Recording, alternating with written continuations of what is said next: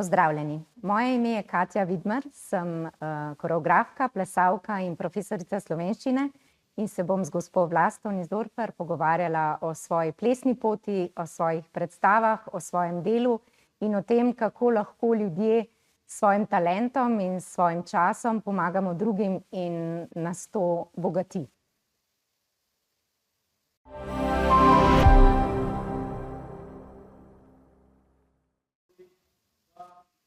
Spoštovane gledalke, cenjeni gledalci, naša oddaja ima naslov Moja modrost, aktivna starost. In zato pogosto gostim starejše ljudi, tiste, ki pridobivajo modrost skozi celo življenje in jo potem delijo z vami, drage gledalke in gledalci. A moja današnja gostja je nekaj prav posebnega, je veliko mlajša od ostalih. Najbrž se sprašujete, zakaj sem jo povabila. Vežejo naju zelo lepi spomini, o tem bova lahko govorili kasneje, je izjemna, zato ker ne vem, kako bi povezala plesalko, koreografinjo in profesorico slovenščine. Moja gostja je Katja Vidmar, dobrodošli. Lepo pozdravljeni. Zelo sem vesela, da ste prišli v ta naš studio. Pa bi vas kar na začetku vprašala, katera od teh zadev, torej poklicev, vam je najbližja, katero imate najraje, raje poučujete ali raje plešete? Raje plešem, bom po pravici povedala, seveda rada tudi učim, ker je slovenščina prostor, kjer lahko z dijaki govoriš tudi o zelo zanimivih temah, ki se tičejo življenja, ampak seveda je moja strast, moj hobi, moje srce v plesu že od nekdaj in s plesnimi predstavami, ki jih delamo, živim svoje sanje. Vi imate neko posebno druščino plesalk in plesalcev, ampak ob vas je še vedno nekdo, Albert, ki je tudi vaš partner in ki je danes prišel z vami, a je nekje tam zadaj in naj opazuje. Kako sta se povezala pri plesu, kako sta ustanovila to skupino? On je res desna roka, pa verjetno še kdaj leva roka, ker skrbi za produkcijo, skrbi za dogovarjanje z gledališči, z vsemi tehniki, skrbi za tehniko, naredi projekcijo, izbere glasbo, nas poveže vse skupaj, je tudi lučkar, strasten fotograf, tako da v bistvu meni ostane samo koreografija in delo s plesalci, on pa poskrbi za vse ostalo.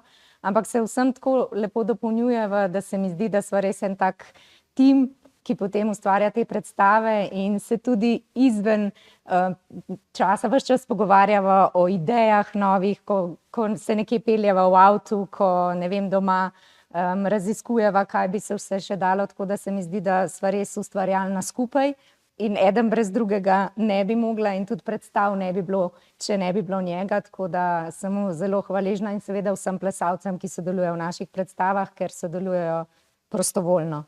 Kako pa ste sploh ustanovili to skupino, kajti ste profesorica slovenščine in bi bilo lahko to morda že povsem dovolj? Ja, res je, da začela sem s predstavami že v šolskih okoliših, kadar je prišlo do tega, da je v šoli bilo potrebno pripraviti neko predstavo, neko prireditev, sem sodelovala in že ples na osnovni šoli, tudi Albert je bil v osnovni šoli kot neke vrste tisti, ki je pritisnil na gumb za glasbo, tako da sva se v bistvu ves čas vse najina življenja prepletala.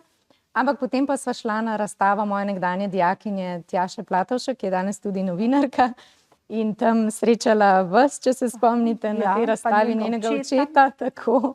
In ste mi rekli, da me spodbujate, da bi naredila še kakšno predstavo, ker ste eno že videli in ker ste naša častna pokroviteljica in smo res tako zelo veseli, da razumete to umetnost na drugačen način in jo spodbujate in vedno pridete na naše predstave in nagovorite gledalce, ker je to tista prva točka in stik z njimi, da potem razumejo, da bodo gledali nekaj posebnega. In takrat sem potem začela razmišljati o drugi predstavi, se pravi, prva je bila Ženska, ki je govorila o nasilju nad ženskami in smo potem... Takrat so se spoznali oziroma malo bolje potovali skupaj. Zakaj ravno ženska? Kaj je bilo takrat? Zdelo se mi je, da mogoče so določene teme, o katerih se manj govori in o katerih bi bilo treba več govoriti že zato, da bi se morda kakšna stvar razčistila ali pa spremenila na bolje ali pa da bi ljudje razumeli vse te stvari, ki se dogajajo. In takrat je bila ženska od rojstva do smrti preko vseh svojih vlog, ki jih v svojem življenju ima, torej kot ljubimka, kot prijateljica, kot mama, kot babica, kot nekdo, ki se potem sooča tudi z minljivostjo. In smo potem izkupiček od kar darovali varnim hišam. To je bila prva taka večja. Se spominjam, ampak potem niste nehali Ne, in ste prišli naprej z novo predstavo. Skoraj vsako leto ali dve ste rekli, imamo novo idejo. Ja, potem je sledila predstava Življenje je vrednota. Ta je tudi naša najbolj odmevna predstava, ki govori o raku pravzaprav, o zdravnici, ki najprej zdravi, potem pa sama zboli in se sooča z enakimi težavami in točno ve, kam pot pelje in išče svojo pot. In smo z njo pomagali ustanovi Mali vitez, ki pomaga tistim, ki so preživeli raka v otroštvu ali mladosti in se zdaj soočajo s poznimi posledicami, in smo sodelovali tudi z gospo dr. Lorno Zadravec-Zaletel. Tako da smo njim darovali izkupiček od kart in smo jo uprizorili, mislim, da je številka več kot 43-krat, in smo darovali res ogromno denarja, da so lahko potem izvedli svoje projekte v zvezi s tem. Ja, vam moram reči, morda vam prej nikoli nisem, da me je ta predstava pa res ganila. Še najbolj pogovori z temi, ki so prihajali. Spominjam se nekega tako lepega dekleta, s tako lepimi lasmi, da neka študentka je bila, takrat sem se veliko naučila. Z njo sem se pogovarjala in ne vem zakaj, ampak sem ji rekla, joj, pa tako lepe lase imate. In takrat mi je rekla, veste, niso moji, to je lasulja. Ja. In takrat sem rekla, glej Vlasta, kako moraš paziti, se njej ni bilo nerodno, ona je povedala, ampak meni je bilo. In takrat sem spoznala, da vi pomagate s tem izkupičkom pravzaprav dosti stvari, ki jih ne dobijo od zdravstva, ki so boljše, lepše. Res imela je krasne lase po operaciji možganskega tumorja ali nekaj podobnega, tako da sem se ji opravičila in rekla, joj, oprostite, ampak res so lepi, pritegnili ste me, ker ste tako čedni. Tako da sem videla, kaj vse prinese rak, kako je hudo tem, ki ozdravijo, pa še vedno ne vedo, ali bodo preživeli. In če obudiva spomin na enega posebnega dečka. Ja, jaz mislim, da ste sicer s tem stavkom polepšali dan, ker je mala vitezinja, ja, in se mi zdi, da si je to zapomnila in je razumela, da je še vedno lepa. In se mi zdi, da ste naredili lepo gesto, ki jo marsikdo ne, ker v tej predstavi smo spoznali ravno to, da se kdo rakavih bolnikov niti ne upa objeti ali pa dotakniti, ker ima neko predstavo, da se to nalezeš, a ne vemo, da rak ne izbira in res samo jemlje. Ampak ja, v naši predstavi je nastopal tudi Anže Žvegler, ki je bil mali borec in ki je na koncu ponavadi vedno z vami prišel na oder in izkupiček nekako simbolično predal ustanovi Mali vitez oziroma njihovim članom in se tudi boril z rakom in izgubil ta boj in nam je bilo zelo, zelo hudo, ampak takrat sem se tudi jaz soočala z izgubo svojega očeta in babice in prababice z rakom, tako da je rak res nekaj, kar v bistvu v našem življenju ves čas opozarja, a ne, na to, da moramo biti zelo hvaležni za vsak trenutek v življenju in za vsa razmerja in za vse te lepe stvari. In v bistvu po tem dogodku sem mislila, da bomo končali s to predstavo, ampak je njegova mama želela, da nadaljujemo, ja, zato da bi slišala njegov glas, da bi še vedno lahko On v živel z predstavi nami. nastopa in pravzaprav pripoveduje Zgodbo. kako je šel doživlja. skozi Tako. vsa ta obsevanja. Tako. In veste, nikoli vam tudi tega nisem povedala, da sem mislila na naslednjo predstavo prinesti tisto veliko vrečo piškotov, Piškotov, o ampak kateri je bil že v govori. bolnici in je Ja. potem umrl. Ja. On govori o tem, da je vse to kot neka velika vreča piškotov, ki jo ne smeš pojesti naenkrat, ampak počasi. Ja. To je bila zame izjemno ganljiva zgodba. Ja, res je. Res pa, da nekako se čutim koristno tudi, ker ne samo, da nastopam, ampak čisto vedno tudi kupim vstopnico. Meni se To zdi je to posebno. tako lepo, Ker če kupijo vstopnico tisti, ki se borijo z rakom, starši, bolniki, na vaših predstavah so pravzaprav samo žalostne družine, ki so nekaj preživele, morda so v trenutku lahko vesele, vendar imajo za seboj neko žalostno zgodbo, stopim vedno do blagajne in rečem, prosim vstopnico. Potem pa rečejo, ne, se vi sedite v prvi vrsti. Ste častna gostja. Jaz res želim, da bi vsak, ki pride na tako predstavo, nekaj daroval. Zato, ker to je tisto pravo sporočilo. Ne moreš samo sesti v prvo vrsto in reči, tukaj sem, ker govorim, ker sem pomemben. In zato, kadarkoli grem, ne samo na vaše, na vse dobrodelne prireditve, sem čisto enaka drugim. In to se mi zdi, da je zelo pomembno sporočilo. Je pomembno, zato ker res oni so s tem zbranimi sredstvi, recimo organizirajo tudi 2-krat letno neko druženje oziroma prav cel tabor, ponavadi v Limlju, in se z njimi potem tam ukvarjajo. Ja. Torej, še o tem bova govorili v drugem delu. Hvala lepa, Katja. Hvala.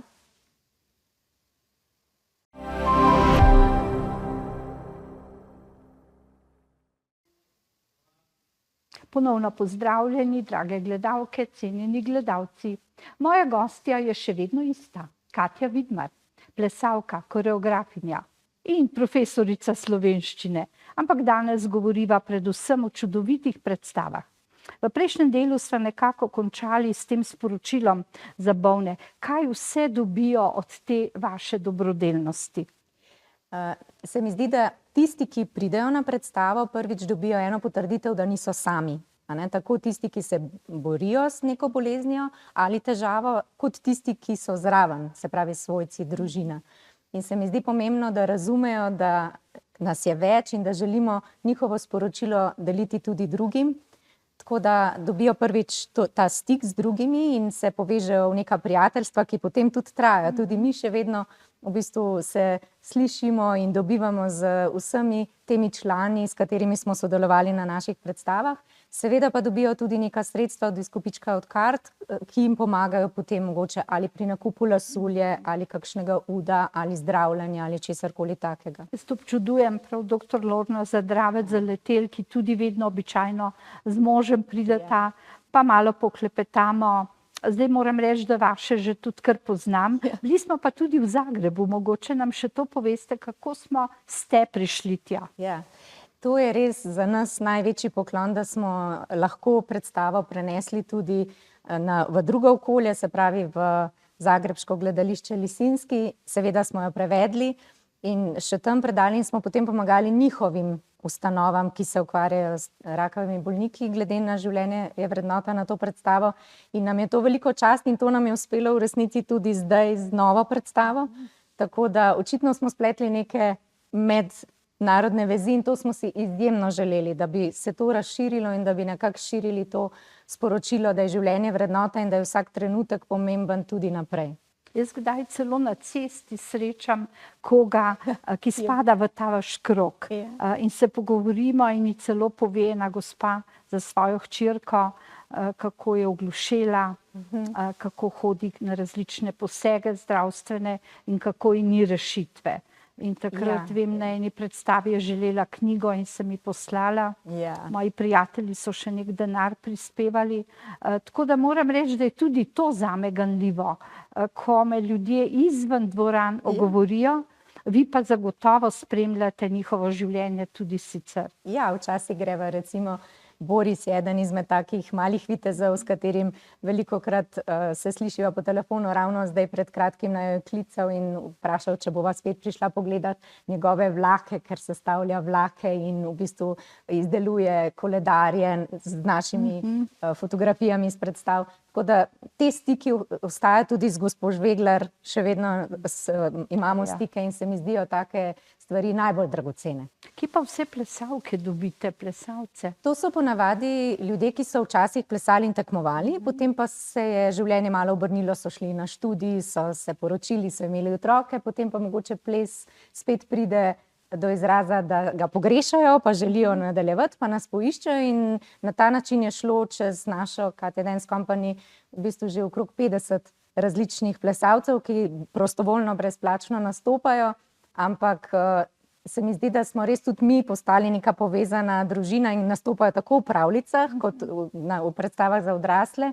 In smo seveda tudi izven izjemni prijatelji. Moram reči, svojo vnukinjo vozim, je majhna 7 let, ima v plesno šolo Bolero. In kar naenkrat pogledam, kdo vse je nagrade dobil. In tam je vaš prvi plesalec, Bežigrajska gimnazija, ki je plesal v prvi predstavi, tudi kasneje. In sedaj očitno tam uči.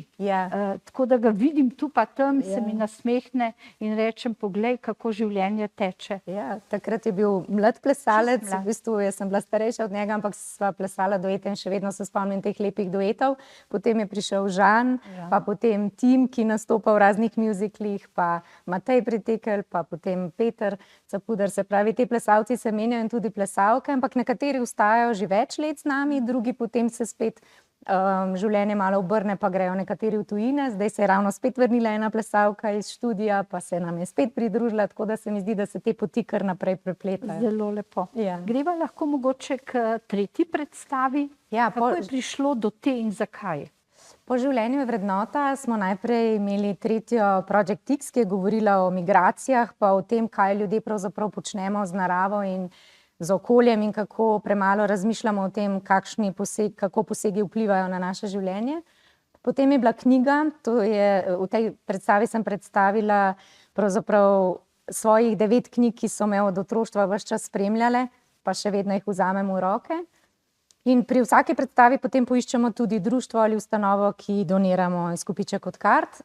Trenutna predstava, ki jo plešemo, je Zakaj jaz in govori o multipli sklerozi, o naši res dragi prijateljici Tadeji Polanšček, ki se bori s to boleznijo in je bila zame ena izmed najtežjih, mogoče tudi zato, ker ona ne more uporabljati več rok in nog in je na vozičku, je pa fizioterapevtka in plesalka in aktivna mama in žena in je bilo to zame najtežje. Besedilo je tokrat njeno, ponavadi jaz napišem besedilo, tokrat je pa njeno, ampak zelo lepo sodelujemo in je res krasna predstava. Tudi ta gostuje v tujini? Ja, z njo smo šli najprej po Sloveniji, potem pa smo šli v Zagreb v Lisinski, zdaj pa so nas povabili, da bomo nastopali še v Karlovcu in še v Osijeku, tako da se tega res zelo, zelo, zelo veselimo. Sodelujete tudi še s kakšno plesno zvezo ali komi s plesa? Plesalci, pa trenutno v novi predstavi sodelujem s koreografom Mitjo Popovskim. Drugače pa v resnici poskušamo s temi plesalci, ki jih imamo in z Albertom, in če se še kdo pridruži, recimo v plesnih pravljicah se je pridružil moj bivši dijak, pa je narisal sceno, ali pa recimo ena baletka nam je naredila kostume. Na ta način sodelujemo tudi z nekaterimi. Imate pa tudi zelo uspešne predstave za otroke. Ja, teh predstav je kar veliko, v bistvu vsako leto naredim novo plesno pravljico, s katero gremo potem v gledališča, ker nas povabijo v abonmaje ali pa po šolah. In tudi otroke učimo o prijateljstvu, kako pomagati drugim, kako sprejemati drugačnost, kako se upravičiti, kako lahko več glav, več ve. Recimo zdaj imamo Mišjo šolo, ki je zelo uspešna in govori o tem, da se učiti lepo, če se učiš skupaj. Tako da so vzgojne, ja. Res vam želim, da bi obiskali čim več tudi šol, kajti če kdaj je sedaj potrebna prijaznost, solidarnost. Vemo, da je zelo veliko nasilja med mladimi, vi pa širite samo lepe vrednote. Ste bili tudi v tujini še kje drugje? Ja, plesno pravljico. Gostovali smo v Bruslju, 2-krat že, s plesnimi pravljicami in je letos se celo tako nekako poklopilo, da smo najprej nastopili slovenskim otrokom, potem smo pa šli še na hrvaško ambasado in smo tam še hrvaškim, tako da smo morali tudi pravljico prevesti v hrvaščino in je to za nas super in izjemna čast. No, vsi ti prevodi so najbrž tudi kar zahtevni. Ko sem videla v Zagrebu predstavo, je bila cela prevedena, kar pravzaprav ni enostavno. Ne, prevajanje je vedno težka stvar, zato ker kadar jaz pišem tekste, verjetno je to moja malo poklicna stvar, da pišem tekste, ki so malo metaforično obarvani, literarno obarvani, potem je to težko prevesti, ampak se mi zdi, da v vsakem jeziku najdeš lepe besede, s katerimi lahko poveš podobno, kar si želel sporočiti, in se mi zdi, da vedno najdemo pot. No, vi ste izjemni za to našo oddajo, Moja modrost. bomo rekli, aktivna starost, ki še pride, a ne, ampak ta modrost in pravzaprav pomoč ranljivim skupinam je zelo velika. A se ob tem krasno počutite? Ja, res se mi zdi, da največ mi pomeni, ko se predstava zaključi, ko grem lahko med ljudi, ko se objamemo, ko mi povejo, kako so doživljali predstavo, ko mi povejo svoje zgodbe in se mi zdi, da grem z eno tako lepo, čisto vestjo iz dvorane in vem, da smo naredili nekaj izjemno lepega in je to zame največja nagrada. Ste kdaj že kje objavili kakšno številko vseh predstav? To ima Albert. bi rekli. Rekel je, da sem nastopila zdaj v teh 8 letih v 200, če se ne motim, 224 predstavah, kar je res velika številka. Ampak ja, se mi zdi, da z vsem tem, kar počnemo skupaj z vami, je moj to prispevek je majhen. ne izjemen, ker na začetku, ko vi nagovorite ljudi, se mi zdi, da res osupnejo že z vašimi besedami in potem, ko spremljajo projekcijo, ker naše predstave so narejene tako, da tudi tisti, ki se ne spoznajo na ples, razumejo zgodbo, ker gledajo projekcijo, poslušajo tekst in gledajo ples. In se mi zdi, da naredimo skupaj res nekaj izjemnega. In sem zato zelo hvaležna. Jaz bi vam pa že sedaj čestitala, kajti v 3. delu bova šli v prihodnost. Hvala. Krasno.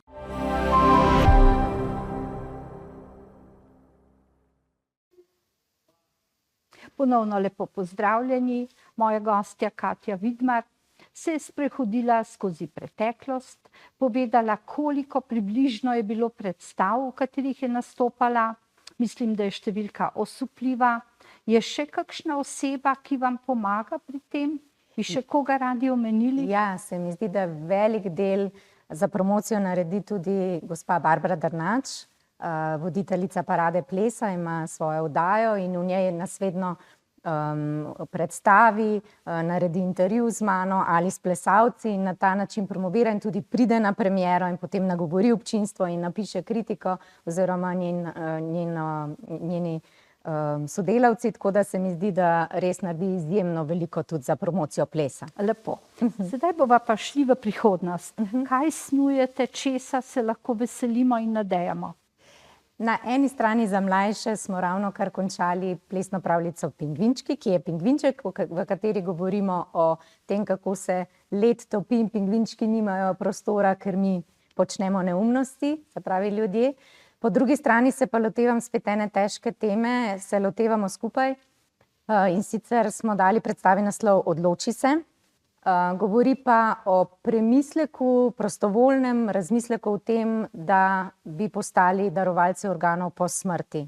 Predvsem želimo nagovoriti mlade, da razmislijo o tej možnosti in če se odločijo za to možnost, da se registrirajo, tudi oba, midva sva se registrirala, ker se mi zdi, da če lahko tudi potem, ko mene več ne bo, nekaj uporabijo in s tem nekomu rešim življenje, je to največ, kar lahko človek da je to res človekoljubno, lepo in res tako odgovorno, premišljeno, spoštljivo dejanje. Kako pa ste se lotili tega in kdaj bo?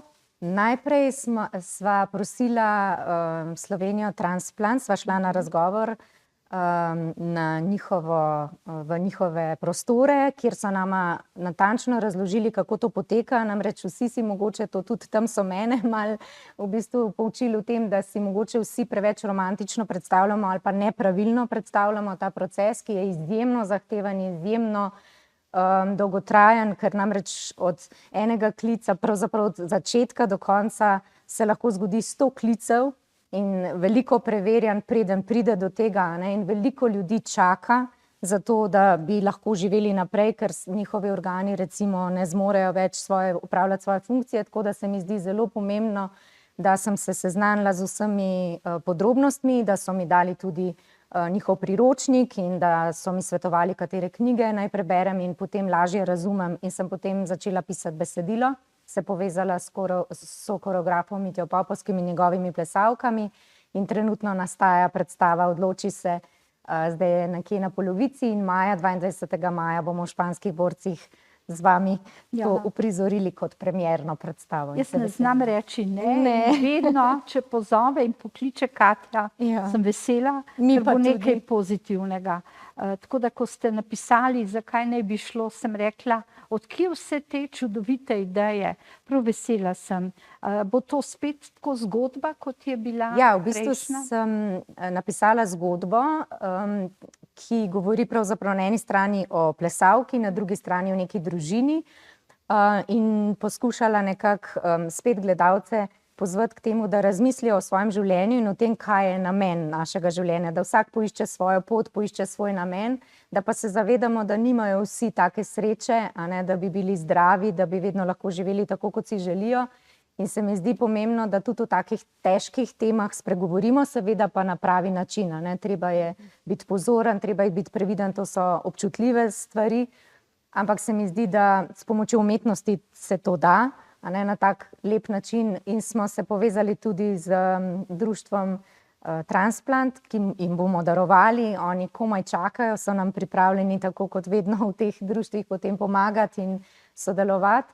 In se tega zelo, zelo veselimo, se pa zavedamo, da je to res taka zelo, zelo občutljiva tema. Ampak se je tudi rak, se je vsaka od teh Absolutno. multipla skleroza, vse te teme so Vse teme težke. vaše, ki Ja. ste jih obdelali, so Ja. nekaj posebnega in jaz že sedaj želim velik uspeh. Hvala. Ste posebej povezani s španskimi borci, največkrat je takrat? Ja, to je naš drugi dom, vedno jih prosimo, če lahko v njihovem gledališču uprizorimo premiero, zato ker je to res gledališče, ki nam nudi vso infrastrukturo in so izjemno prijazni in se veselimo, da vedno se začne tam.